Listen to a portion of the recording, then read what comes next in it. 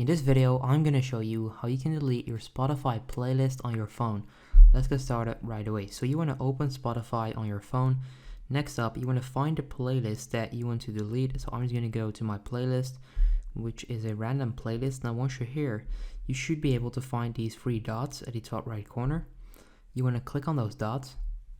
And then next up, you're going to get to see this list with different options. And then you should be able to find delete playlist right there.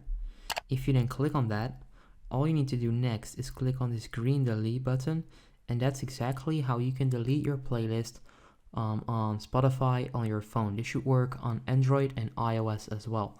If this video helps you out, make sure you go ahead and leave a like. If you have any questions, feel free to let me know in the comments down below. And yeah, that's it. Have a good day. If this video helped you out, please consider subscribing to my channel to help me grow the largest how-to channel on YouTube.